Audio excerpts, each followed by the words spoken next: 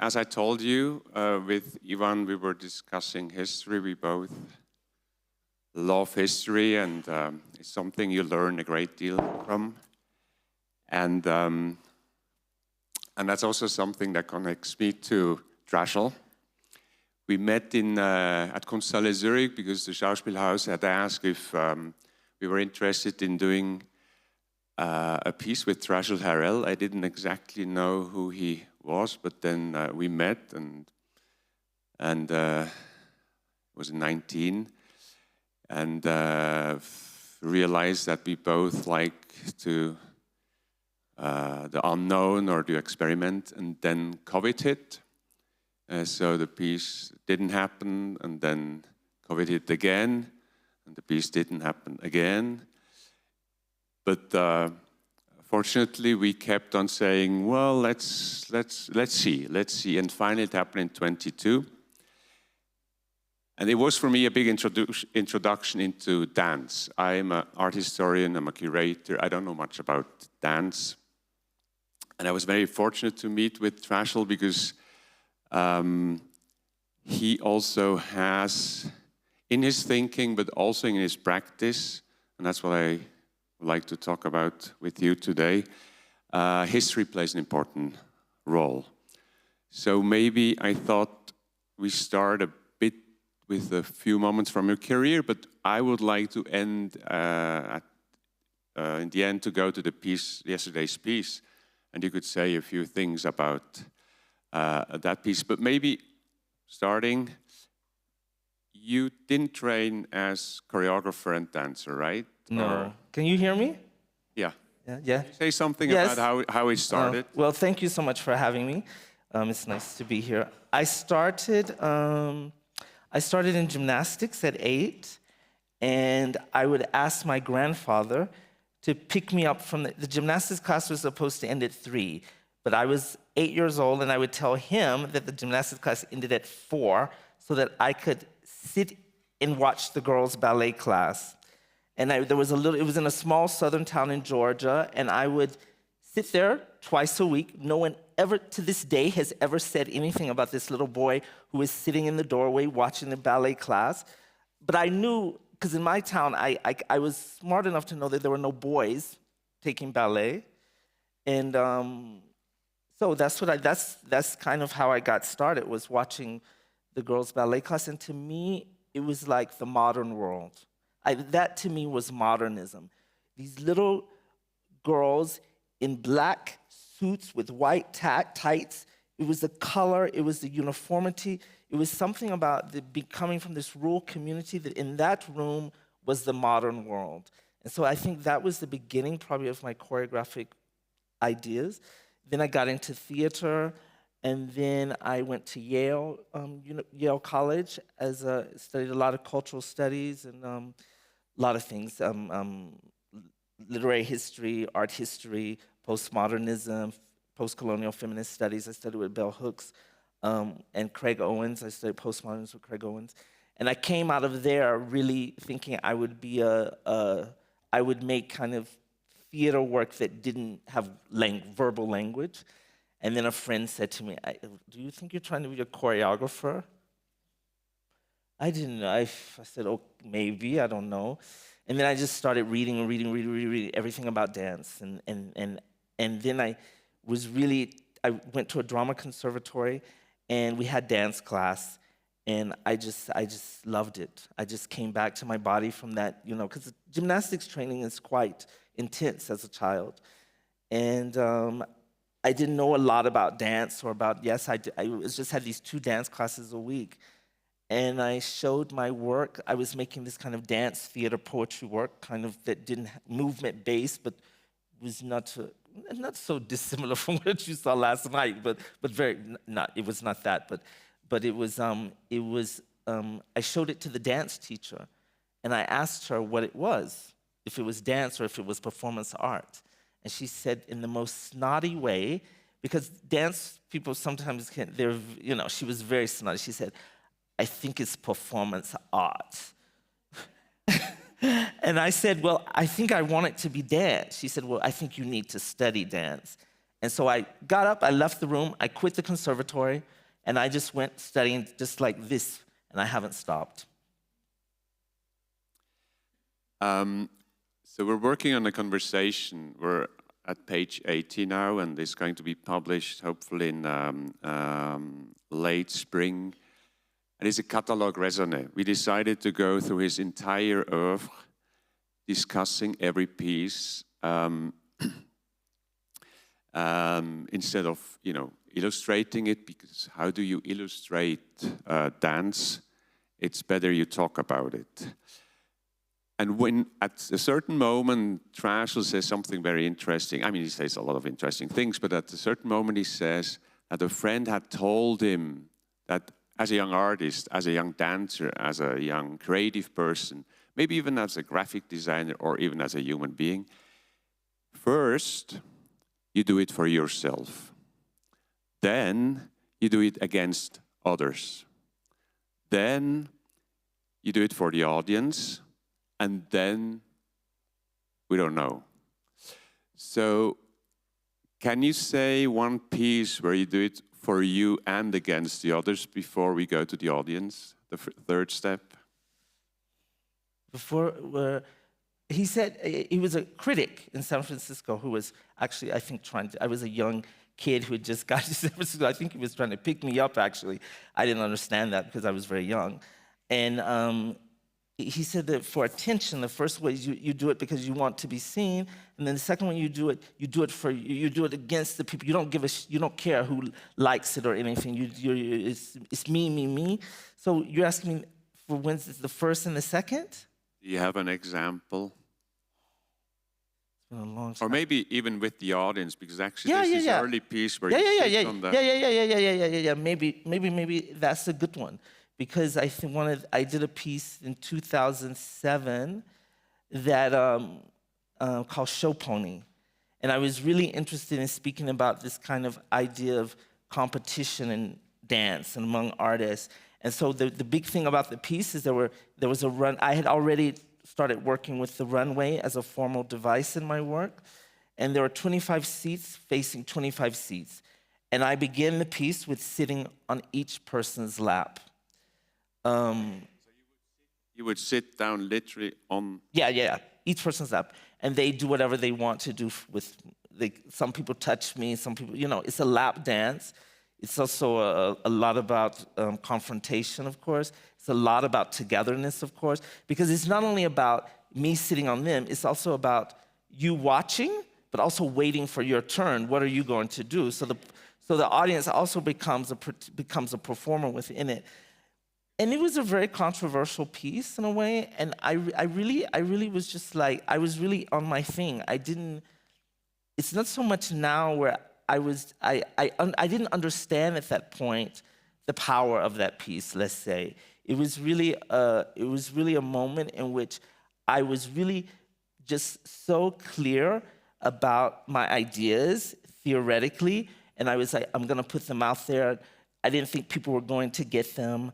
And that was a bit of a protective, I think I had. I had this kind of chip on my shoulder because people were quite not very supportive of the ideas. And so that's maybe one, where I was just doing this thing, but I can see in that piece the beginning of a really strong relationship with the viewer and the audience that becomes itself a part of the piece. But I didn't understand it then. It was like we still sometimes reconstruct this piece, but I think that I hadn't yet realized that those people I was sitting on, I have to love them. I hadn't realized that yet. They were more or less, I was exploiting them in a way. And that was interesting to me because, of course, the lap dancer is supposedly the person who was supposed to be exploited. Yeah, so before we go to this, the piece, yesterday's piece, the two things I wanted to say. So one thing that really stuck with me that you told me was that, when you go visit his piece, it can happen that on the way out, Trajal is at the door and shakes the hand of each person leaving the space. So he dances, he does his performance with other people. And then when you go out, he's there. And then I said, why are you doing this? And he said, you know, I have to acknowledge as people, they take 1.5 hours, 2 hours, 3 hours of their time and come see what I'm doing. I have to thank them for taking that time. And I thought, yes, that's exactly something we often forget, even as curators. People take their time to come see a show that we organize, and it's not a normal thing, it's exceptional. It is something we have to respect. He then moved on. We can't go into all details because there's a lot of interesting stories, how Hoochie Coochie played a role, how voguing became very important for Trajal. But let's jump to yesterday's piece, because a lot of people were asking, yeah, does Butoh play an important role, Japanese dance Butoh? So maybe you could say something about you going to Japan for the wrong reason somehow, or you found out the right reason, and also the influence of it in your last piece, or in the piece we saw yesterday. To talk about Japan. Yeah, when you went to Japan for Comme des Garçons, for parkour. Well, I think it's important to know that my work had started because I had began to look at the relationship between the voguing dance tradition and the early postmodern dance tradition. And so I was looking at how both pedestrianism in pedestrian walking, sitting, standing, running, these very basic kind of pedestrian forms of movement had become dance in the 60s. And then on the other hand, the voguing dance tradition, which had turned fashion movement into dance. So that begins in 1999. 2012, I get a residency at MoMA. I can work in MoMA for 4 years in New York. And they support this new research, which is, I want to change my research, and I thought the way to change it was to look at the fashion, to change the fashion spectacle. So I had this question of if Rei Kawakubo of Comme des Garçons had been influenced by Butoh, because the way the journalists had spoken about Comme des Garçons and Yohji Yamamoto and Issei Miyake when they went to the Paris Fashion, or when they first appeared at the Paris Fashion Show in 1983, is this kind of post-Hiroshima aesthetic, this kind of dark, violent rupture was very similar to the way people spoke about the avant-garde dance form of Butoh. But they were different generations, 60s, 70s. So I wanted to go to Japan to play a game of six. I mean, the idea was not to meet Rei Kawakubo. Do you know this game of 6 degrees of separation, where everyone you know is divided by 6 people? So I wanted to meet, I don't know, like Macron. There would be 6 people between us, and I would meet you, and you would introduce somebody else, and eventually we would make it to Macron. So I went to Japan to play this game, to meet Rei Kawakubo, but I didn't really want to meet her, but I didn't realize that the people would take this very seriously, and they would actually try to get me to meet Rei Kawakubo. And so but my translator at the time didn't understand why I didn't want to go to the archives of Hijikata, who in fact was one of the main founders of Butoh. And I said, no, that sounded too traditional for me. I want to play this other kind of form of historicity. And eventually one day he asked me, and I realized I was being very rude, that they had paid for me to come to Japan, and why was I saying no to going to the archive? And so I went to the archive and I put in the DVD, and for some reason I looked at Hijikata's last dance, Tohoku Kabuki Plan 4, and it just blew my mind. And it was like one of these moments where I realized there was this big gap in my education, and I had to stop there and study this work. And so I began a new research, which was about the relationship between Butoh dance and early modern dance. So looking at the tensions between the two, the different theoretical underpinnings, and that has been a big influence on my work. And I don't know if, should I explain Butoh very quickly? Yeah. Most dance forms have a particular set of, let's say, there's some sort of movement vocabulary, or there's some sort of, yeah, I would say there's some sort of movement vocabulary that you can identify as the kind of, that would say, okay, that's that kind of dance. Butoh was created, yes, in this kind of post-Hiroshima historical moment by Kazuo Ono and Tatsumi Hijikata, and they were very interested in undoing kabuki in a way. So they went back to the thing that had started kabuki, which was the early folk theater in the rural Japan. So this was the theater that was populated by drunkards, by criminals, by crazy people, by old people, by disabled people, by sex workers, by addicts, alcoholics. And these kind of people were making festival and making work. And then they cleaned it up and made it into kabuki. So they went back to this because kabuki was all about myths of fairies and samurais and blah, blah, blah, blah. It was not supposed to be, you did not have drunk people on the stage. You did not represent these kind of people or beggars. And so they were very interested in this aspect and also this aspect of the dead dancing through the body.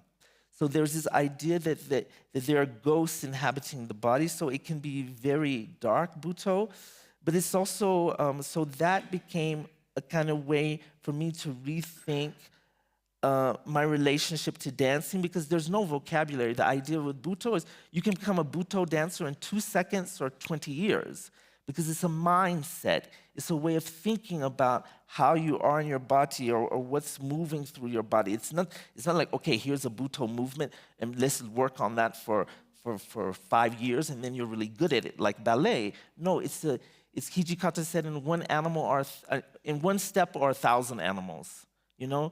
So it's really a trigger. It's really like you have to go into a different way of thinking about of the dancing body. So I think what has happened to me, to kind of make a long story short, is that my dance, the way I dance, the way the dancers, and thank you to Songhai Pearl, who were also performing with me last night.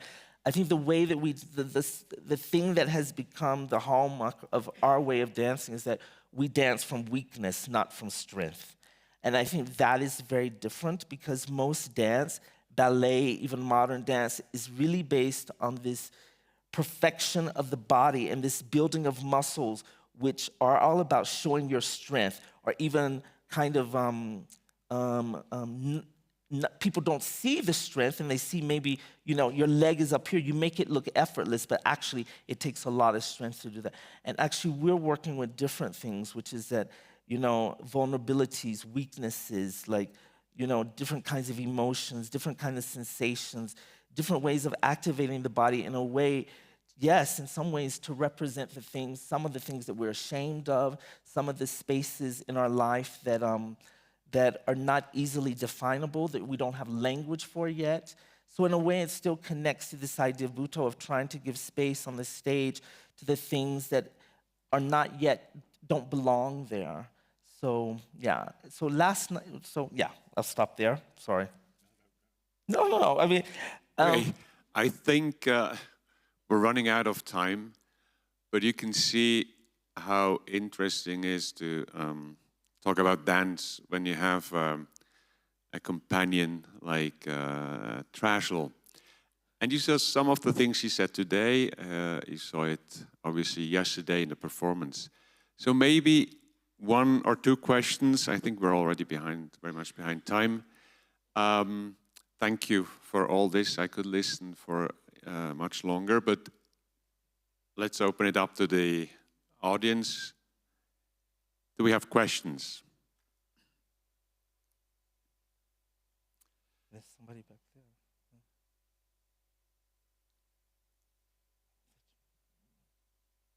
Thank you. Trajal, yesterday, the performance, Five Friends, was loosely connected to the exhibition about artist friendships. Mm-hmm. How does it actually connect? Because the exhibition Five Friends is about these multilateral relationships of influence, while in art history, you always think of influence as linear. Somebody influenced somebody else. But this show, I think, showed how multilateral it is, how it goes to and fro, how there's no boundaries between certain artistic practices. Yeah. How does your performance relate to the show, and how does your performance maybe relate to this idea of multilateral influence amongst artists? Let me answer the first one. It was just so people. There was an exhibition called Five Friends, and the piece you saw last night was commissioned by Museum Ludwig and the Metropolitan Museum in New York in relationship to this exhibition, which was on the work of Jasper Johns, Robert Rauschenberg, Cy Twombly, Merce Cunningham, and John Cage.